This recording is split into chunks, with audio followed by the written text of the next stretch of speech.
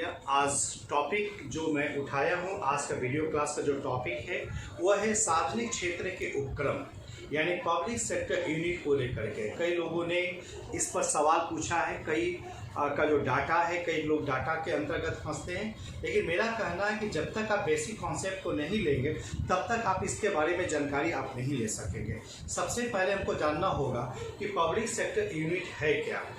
तो जैसे आप सभी लोग को देखेंगे, हम इस घटना को लेकर चलेंगे 1947 के आसपास का, जब देश आज़ाद हुआ था। पहले कहानी हम बता दें, इसके बाद हम इसके आगे पीछे के पहलू को भी चर्चा करेंगे। सवाल यह है कि जब देश आज़ादी 1947 हुआ था तो उस समय आप अनुमान लगा दें कि भारत की अर्थव्यवस्था कैसी रही होगी, पहली बात।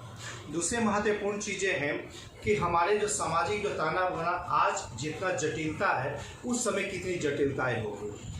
तीसरी बात, आधारिक संरचना या आधारभूत या इंफ्रास्ट्रक्चर की स्थिति क्या होगी, आप अनुमान लगा सकते हैं। यानी सामाजिक, आर्थिक, राजनीतिक कई दृष्टिकोण से, शैक्षणिक यानी कई दृष्टिकोण से हम इतने पिछड़े थे कि विकास के लिए हमें कई चीज़ सोचना था।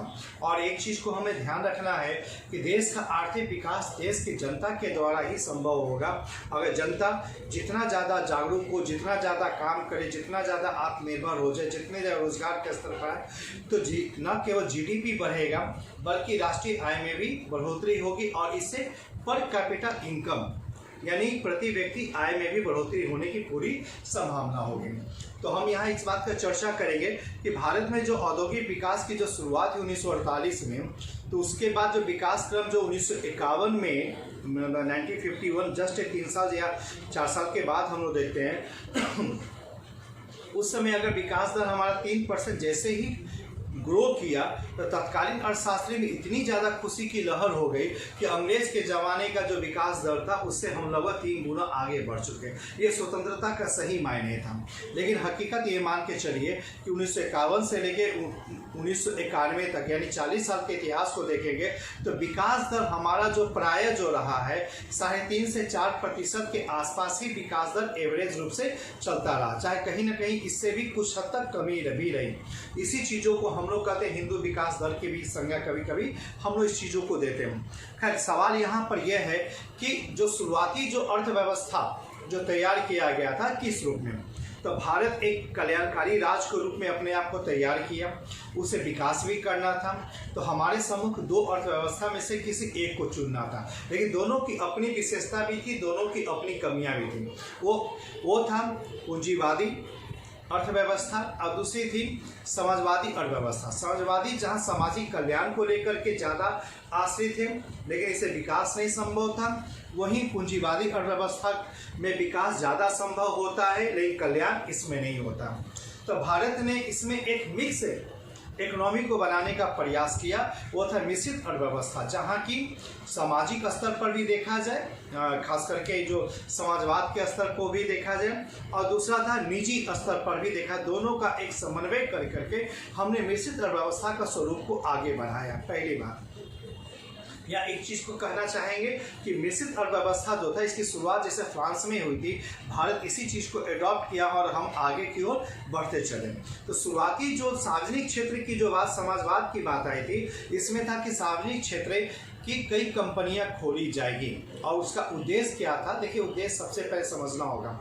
पहला उद्देश्य था कि सरकार ज़्यादा से ज़्यादा निवेश करे पब्लिक सेक्टर यूनिट की खोलने में। तो इन्वेस्टमेंट तो एक चीज़ जो तो थी ही, दूसरा बड़ा था रोजगार के अवसर मिलेंगे, तीसरा था कि ज़्यादा से ज़्यादा कल्याणकारी स्वरूप आ सकेगा, और चौथा जो था कि अगर ये कंपनियां, अगर सरकारी कंपनियां भी बाजार में अगर उपलब्ध होती है तो मूल्य पर नियंत्रण करना भी आसान होगा। कई बार एक पीछे सवाल भी आया कि इनके उद्देश्य क्या थे। तो एक ध्यान रखें, मूल्य पर नियंत्रण करने के लिए भी सार्वजनिक क्षेत्र की कंपनियां थी। इसको छोटे से उदाहरण को आप देख सकते हैं कि बाजार में कोई सामान काफ़ी ज़्यादा बिक रहा, 10 रुपये, 12 रुपये, 15 रुपये बिक रहा, अगर सरकार की एक कंपनियां 3 रुपये अगर देना शुरू करेगी तो सबसे ज़्यादा भीड़ होगी 3 रुपये को लेकर, 10 को छोड़ देंगे लोग।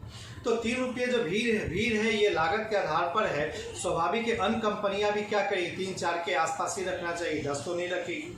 तो यही इसी चीज़ों को करें कि मूल्य नियंत्रण।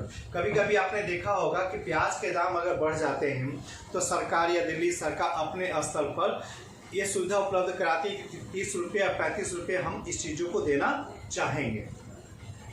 तो चलिए इसी चीज़ों को लेकर सार्वजनिक क्षेत्र की कंपनियां का विकास हुआ, लेकिन समय के साथ देखा गया कि यह एक अच्छी हाथी के रूप में इसको स्वीकार किया गया था, लेकिन यह सफ़ेद हाथी के रूप में रह गया। यानी कहने का मतलब यह था कि सरकार का कहना था कि ये कंपनियां जो प्रॉफिट हद तक कुछ कमा के लाएगी तो सरकार के राजस्व में देगी, जिससे सरकार का राजस्व आएगा, वो राजस्व यानी उस रेवेन्यू को और ज़्यादा हम यूज़ कर सकेंगे। लेकिन समय के साथ देखा जाने लगा कि ये कंपनियां समय के साथ नुकसान ही पहुंचाते चली गई, कुछ लाभ में थी, कुछ नुकसान में थी। तो उसके बाद 80 के दशक से इस पर सुधार की कोशिश शुरू हुई, और जहां की हम एक डाटा को देख रहे हैं कि तिवारी कमेटी, गोस्वामी समिति, इरानी समिति, ये जो चीज़ें जो आई हैं ये कंटिन्यू इसको सुधार के लिए आई। ठीक है, अब इसी सुधार के अंतर्गत हम हद तक परिवर्तन देखने को मिलती है। वो कारण क्या है, इस चीज़ों को समझने का प्रयास भी हम लोग कर सकते हैं कि सरकार धीरे धीरे सार्वजनिक क्षेत्रों को पर ध्यान देना कम की और निजीकरण की ओर ज़्यादा गई, जिसमें हम लोग कहते हैं न्यू इकोनॉमिक पॉलिसी यानी नेप, जिसका आधार ही था लिबरलाइजेशन, प्राइवेटाइजेशन और ग्लोबलाइजेशन, जिसको हम लोग एलपीजी की संज्ञा देते हैं। इसी ग्राउंड पर लेकर के सरकार आगे बढ़ी। सरकार उस समय जो विनिवेश का एक कॉन्सेप्ट आया, उस कॉन्सेप्ट में ही सरकार के स्तर पर एक सामान्य सोच ये दिया गया कि सरकार सार्वजनिक क्षेत्र से धीरे धीरे अपने निवेश को वापस ले, निजीकरण की ओर, निजीकरण को छोड़े। धीरे धीरे कोशिश ये होनी चाहिए, और साथ ही साथ हम निजीकरण को बढ़ावा दें, रेगुलेट करने का प्रयास करें, यानी बाजार पर नियंत्रण करने का प्रयास करें। ये 1991 के नई आर्थिक नीति के अंतर्गत यही सोच को डेवलप किया गया था, लेकिन वह अचानक नहीं था। इसमें एक समन्वय करने की कोशिश हुई। वो समन्वय क्या था कि पीएसयू को लेकर के एक जो सोच आया, उस सोच में यह था कि संपूर्ण जो पीएसयू था, पब्लिक सेक्टर यूनिट था, उसको 3 वर्गों में उन्होंने डिवीजन किया। सबसे पहला ऐसे पीएसयू जो काफ़ी लॉस में है, उसको बंद करने की सिफारिश की। शुरुआत में तो था कि पुनर्निर्माण किया जाए, लेकिन बाद में दिया गया उससे बंद कर दिया जाए, पहला एक। दूसरा जो आया कि कभी लाभ हो रहा था, कभी नुकसान हो रहा था, इसको दिया गया विनिवेश कर दिया जाए। तीसरा प्रकार यह था कि ये प्रॉफिट में है, अगर इसको हम स्वायत्तता थोड़ी सी मैनेजमेंट स्तर पर स्वायत्तता यानी ऑटोनॉमस अगर नहीं प्रदान हम करते हैं तो निश्चित तौर पर ये भी भविष्य में लॉस हो जाएगा। यानी सरकार के लिए एक कामधेनु गाय के समान थे जो काफ़ी प्रॉफिट में थे। और इसी चीज़ों को लेकर 1997, फिर 2009, उसके बाद 2013-14 के बाद से कंटिन्यू देखेंगे। आज वही जो काफ़ी लाभ देने वाला जो कंपनियां बनी, उसको आज लगभग हम 3 वर्गों में विभक्त कर रहे हैं मोटे तौर पर। जो सब टाइप्स में 4 भी कर सकते हैं, जो काफ़ी ज़्यादा लाभ में दे रहा था, जिसका एरिया काफ़ी व्यापक था, उसका कुछ नेटवर्क जो वेल्थ था वो भी काफ़ी ज़्यादा था, प्रॉफिट का अंश भी काफ़ी ज़्यादा था, उसको हमने महारत्न की संज्ञा दिया। तो देखिए ध्यान रखिएगा, महारत्न केवल पब्लिक सेक्टर यूनिट के लिए है, कोई प्राइवेट कंपनी के लिए नहीं है, तो उसको महारत्न की संज्ञा दिया। कुछ उसके स्तर पर तो कम जो हुए, कम प्रॉफिट था, वो नवरत्न के रूप में हुए। उसके बाद देखेंगे हम मिनी रत्न की चर्चा करेंगे। अब मिनी रत्न का ही 2 भाग था, मिनी रत्न 1 और मिनी रत्न 2। तो यहाँ नाम को गौर करेंगे, महारत्न को स्वायत्तता ज़्यादा दी गई, बड़ी कंपनियाँ हैं। उसके बाद मझोली कंपनियां रूप में नवरत्न का नाम हम लोग ले सकते हैं। इसके बाद हम लोग देख सकते हैं छोटी कंपनियां जो है, जिसको मिनी रत्न 1 और मिनी रत्न 2 की संज्ञा। तो जितना बड़ा था उसको उतना ही ज़्यादा स्वायत्तता देने की बात हुई, और जितना कम जो था उसकी स्वायत्तता तुलनात्मक रूप से कम हुई। तो ये था ऐसे कंपनियों के लिए जो ऑलरेडी काफ़ी प्रॉफिट में थे, और इसको दिया गया सरकार की भाई इसको ऑटोनॉमस दे दिया जाए, ताकि ये जो लाभ कमाएगी, इस लाभ कमाने में जो सरकार को सबसे ज़्यादा जो राजस्व प्राप्त होगा एज ए ऑनर या एज ए मालिक होने के कारण, तो सरकार के राजस्व में कुछ ना कुछ लाभ होगा। तो खैर ये चीज़ें थी। दूसरी चीज़ें जो विवाद का कारण बना था वो था आपका विनिवेश को लेकर के। तो कहा गया कुछ ऐसी कंपनियां जो सरकार महसूस करती है कि कभी लाभ में है कभी नुकसान में, इसको धीरे धीरे सरकार इसको विनिवेश करे। तो विनिवेश करने के लिए यहाँ पर देखिए पॉलिसी जो बना, विनिवेश यानी सरकार का पैसा लगना का मतलब है सीधा सीधी इन्वेस्टमेंट या निवेश, और सरकार जब उसके हिस्से को बेचती है तो उसी को ही हम लोग विनिवेश या डिसइन्वेस्टमेंट करते हैं। जो अभी दीपक जो मंत्रालय है उसी को डिपार्टमेंट ऑफ इन्वेस्टमेंट जो चर्चा जो होती है, तो वही डिफेंस मंत्रालय ही इसको अभी रेगुलेट कर रही है फिलहाल। तो विनिवेश को लेकर के जो हम लोग चर्चा करना चाह रहे थे, इसमें विनिवेश को भी था कि सबसे पहले 26%, इसका 49 या 4 कैटेगरी बांटा गया, एक 26% बांटा गया, दूसरा था 49 या 51%, कभी 49 कभी 51, कभी देखेंगे तीसरा प्रकार का 74 या 76 की चर्चा होने लगा, चौथा जो 100% की चर्चा होने लगे। तो 4 जो विनिवेशीकरण हुआ, इसमें FDI की भी चर्चा हुआ कि विनिवेश में किसको दिया जाए, देश के लोगों को दिया जाए, विदेश के लोगों को दिया जाए। तो था कि देश की कंपनियां हैं, देश की सुरक्षा के साथ है, देश के हित के साथ है, तो शुरुआती स्तर पर दिया गया कि भारत की कंपनियां को ही वरीयता दिया जाए। लेकिन सरकार चूँकि एक इकोनॉमी जो है देश के स्तर के साथ साम्यता तो स्थापित करती है, इसके अलावा अंतर्राष्ट्रीय स्तर पर ही, इससे अंतर्राष्ट्रीय स्तर पर भी हमको छवि को बहुत अच्छा बनाना था। तो हमने FDI यानी फॉरेन डायरेक्ट इन्वेस्टमेंट की जो चर्चा जो था उसमें भी हमने ये 4 प्रकार को उसमें दिया।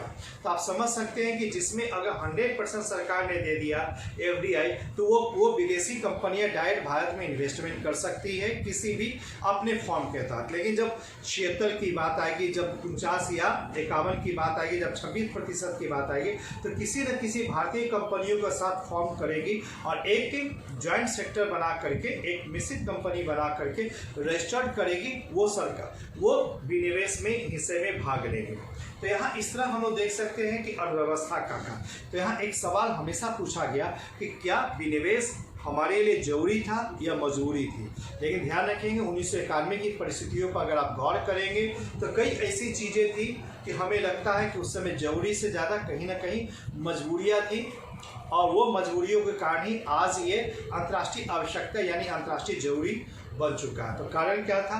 सोवियत संघ सबसे पहले जो हमारे लिए सबसे बड़ा व्यापार का केंद्र था और सबसे ज़्यादा एक अंतर्राष्ट्रीय सपोर्ट था, सोवियत संघ बिल्कुल टूट चुका था। एक चीज़, हमें अमेरिका की ओर जाना था, यूरोपीय राष्ट्र की ओर जाना था, एक पहलू ये। दूसरा महत्वपूर्ण चीज़ था खाड़ी संकट के कारण तेल की अर्थव्यवस्था, तेल आधारित अर्थव्यवस्था हमारी काफ़ी हद तक प्रभावित हो रही थी। तीसरा था कि एक नए सुधार की अपेक्षा की जा रही थी। और चौथा जो कारण था कि देश के माली हालत इस स्तर पर कमज़ोर हो चुका था कि कहीं ना कहीं वित्तीय आपातकाल की बात होने लगी थी। और कारण कहा जाता है कि किसी टाइम फर्स्ट टाइम 50 टन सोने को गिरवी रखा गया था तत्कालीन परिस्थितियों के मद्देनजर। बाद में इसे छुड़ा लिया गया, लेकिन एक समस्या थी। लेकिन पांचवें एक कारण और भी था, वो था WTO का एक शक्ल के रूप में तैयार होना। जैसे एक चीज़ कह सकते हैं कि जिस प्रकार यूएनओ का गठन किया गया था, यूएनओ का गठन हुआ था, उसमें था कि दुनिया अगर एक होगा, आपसी समस्या को मिल करके एक पंचायती स्तर पर हम लोग प्रयास करेंगे। इसी चीज़ों को लेकर के था कि व्यापार को आपस में जोड़ा गया। तो व्यापार को लेकर के 1948 में जिस गैट की स्थापना की गई थी, वही गैट WTO में कन्वर्ट होना था। तो 86-87 के बाद से इसके 8वें दौर की जो वार्ता हो रही थी और फाइनल स्टेज पर हम लोग चर्चा करने वाले थे, अब लगा कि कहीं ना कहीं अब बहुत ही जल्द अब WTO का गठन हो जाए थे। ध्यान रखेंगे 94 में फाइनल सिग्नेचर हो चुका था और जिसको स्वरूप को आने में लगभग हमें कह सकते हैं 1 जनवरी 1995 से WTO फॉर्म में अपना आगे जो गैट के नियम के तहत पहले था, बाद में WTO के अंतर्गत। आज देख सकते हैं व्यापार को लेकर के अंतर्राष्ट्रीय स्तर पर सबसे ज़्यादा मान्यता प्राप्त और ये संस्था बन चुकी है। तो खैर ये 5 कारण थे जिससे कारण 1991 में जो न्यू आर्थिक नीति जो पॉलिसी आई उसके कारण। तो आज भी देखिए ये विवाद का विषय बनता है कि क्या सरकार विनिवेश करे, निजीकरण करे, क्या सही है यहाँ देखिए दोनों पक्ष अपने अपने हो सकते हैं, कुछ लोग पक्ष में उत्तर देते हैं, कुछ लोग विपक्ष में देते हैं, लेकिन दोनों पहलुओं पर देखिएगा तो हमें लगता है कि इसको चेक एंड बैलेंस करने की आवश्यकता है, क्योंकि परिस्थिति ही सर्वोपरि है। जैसा परिस्थिति है, जैसा देश का मूड है, जैसा देश का डिमांड है, जैसा देश की स्थिति है, उसके अनुसार ही किया जाना चाहिए, तभी हो पाएगा। अगर अचानक एक पॉलिसी को लेकर चलेंगे संभव नहीं। जैसे जस्ट एक छोटा सा उदाहरण कि हम लोग लॉकडाउन को अनलॉक कर रहे हैं तो चरणबद्ध तरीके से करें, उसी प्रकार कोई भी सुधार जो होता है क्रमिक ही होता, अचानक नहीं होता। तो यहाँ एक सुधार भी क्रमिक के रूप में है और वही क्रमिक परिस्थितियों को देखना है, समझना, उसके अनुसार ही इस चीज़ों को करना। खैर, इसके बाद के टॉपिक पर हम आज इस टॉपिक को यहीं पर समाप्त करेंगे और इसके बाद के टॉपिक को लेकर के हम नेक्स्ट वीडियो में पुनः आएंगे। आज के लिए इतना ही, धन्यवाद।